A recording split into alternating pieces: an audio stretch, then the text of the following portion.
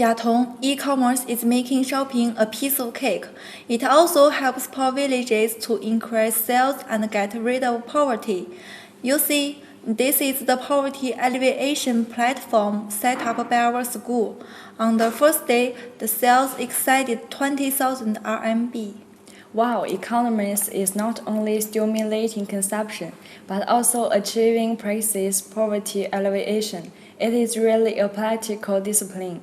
What else can economists do? What are the components of such a platform? I want to set up a platform too. E-commerce is important in many ways. It is used in network transactions, business management, and social services. Now, let the teacher show us the detail. Love life, love e-commerce. Hello students, welcome to the e-commerce class.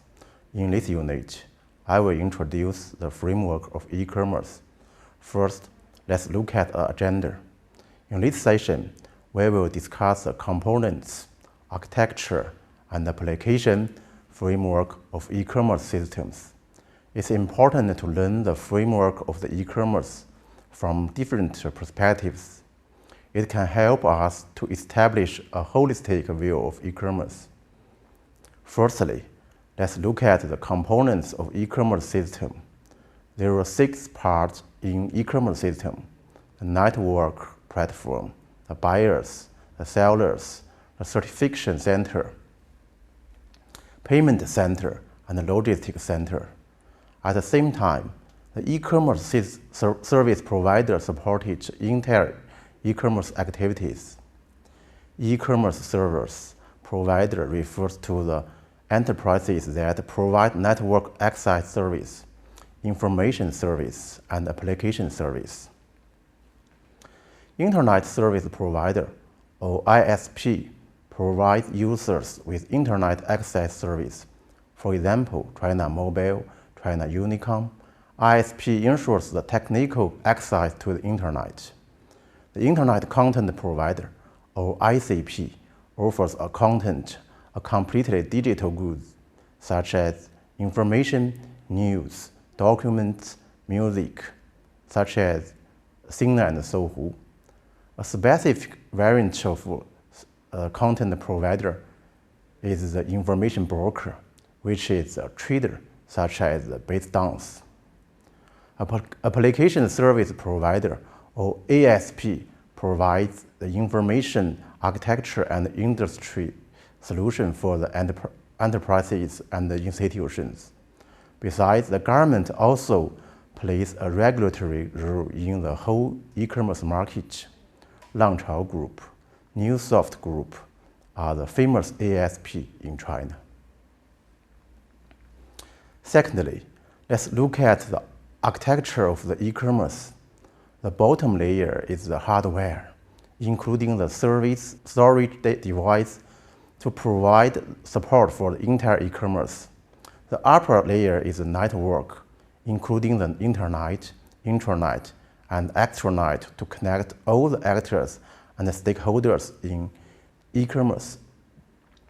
The next layer is the general software. The general software layer includes operating system, middleware, and database systems. Middleware consists of technicals building the links between the hardware and the application. Middleware normally is a category of general and not application-specific software. In general, there is a trend to replace the hardware functionally by middleware, thus allowing the usage of highly standard hardware components, which can be provided at low cost. In a business environment, we often use a relational database systems, which is suited to the store and process structured data. At the upper layer, it's a business support service.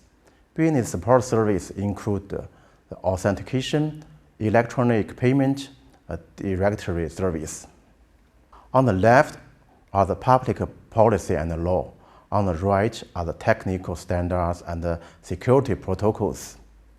It plays a standard and supporting role for the whole e-commerce. On this basis, the application of e-commerce can be divided into 3 levels. The first level is the market e-commerce, which refers to the business activities focused on market transactions, which include various business activities to promote the transactions. The second level is the enterprise's electronic e-commerce, which refers to how to use the internet to reorganize the internal management activities to keep in line with the electronic transactions. The most typical case is the management supply of chain. Thirdly, let's look at the application framework of the enterprise's e-commerce system. In this picture, we divide the application of e-commerce into internal, upstream, and downstream in the horizontal direction. In the vertical direction, the left presents the business model. Business activities are in the middle. Network type are on the right. We start from the inside of the enterprises. What are the internal management designs? For example, BI is a business intelligence systems. SCM is a supply chain management systems. CRM is a customer relationship management systems. ERP is enterprise's resource planning systems. So all these e-commerce systems are developed to promote the operation of the enterprise. So what's the business model between the enterprises and upstream supplier? It's a B2B business model between the enterprises and the upstream supplier. Their business activities include purchasing the raw materials, paying for the goods, and using the third-party logistics, and so on. Then the activity is based on the type of network. It may be extranet or internet mode. So what's the business model between the enterprises and the downstream distributors? In a B2B model, what's the business model between the enterprises and the consumer? Well, enterprises can also sell products directly to the consumer through the internet. So it's the B2C model. What's the main business activities between the enterprises and the downstream distributors and the consumers? The main business activities are marketing, payment, and distribution. The network type can be extranet or internet. Through the study of the framework of e-commerce, we can understand the main components of the e-commerce and the level of and the application field of e-commerce, business activities from multiple perspectives. That's all. Thank you for listening.